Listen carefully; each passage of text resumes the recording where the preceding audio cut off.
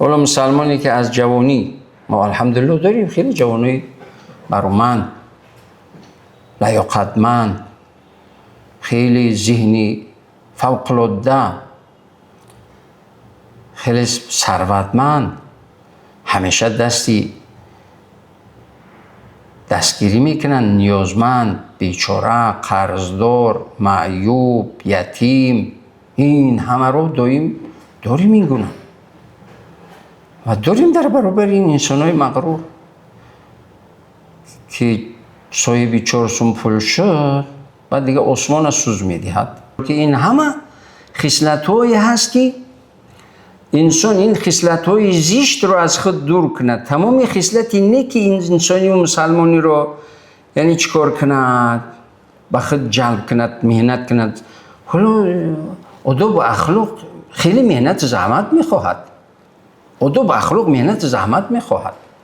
بعد نگفتن، دشنام ندادن، حقارت نکردن، کسی رو تحقیر نکردن خیلی مهنت میخواهد، زحمت میخواهد. اونایی که دهانشون بقلب و همیشه دشنام و دیگر حتی در همون خانه خود قدر ندارن، بین اهل خانواده خود قدر ندارن. پس مهنت میخواهد یا نمیخواهد؟ میخواهد. به خاطری که در خانه قدر داشته باشم، به خاطری که فرزندانم بالای چشم دیده بردارن، همچنین مغزینان، به خاطری که همسرم دوستم بدارد و احترامم کند، به خاطری که برادرانم احترامم کنند، به خاطری که این همه کامیابی ها در زندگی باشم، قبل از همه نیتم رو نیک، قلبم رو صاف و پاک و مهنت و زحمت میکشم تا اینکه این همه نعمت ها برایم مکمل شود. همونی که از جوانی شکرگزار هستند. بعد میبینید 100 ساله هست، دیروز یک 100 ساله نزد من آمد، ماشاءالله، یعنی شنیدنش، راه رفتنش، همش.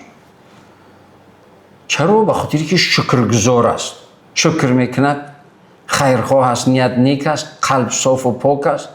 همین ناپاکی قلب، کینه و عداوت و دشمناگری و حسد و بغض و دشمناگری و دیگری در قلب رو فلج میکند، قلب رو بیمار میکند. ولی وقتی که در جوانی شکرگزار و خیرخواه هست، بعد 100 ساله و 130 ساله رو هم دیدیم و همه دعای خیر و برکت میگوید. تمام عملهای انجام دادهش به خاطر خدا و همه تکیه و توکل و امیدش به پروردگار.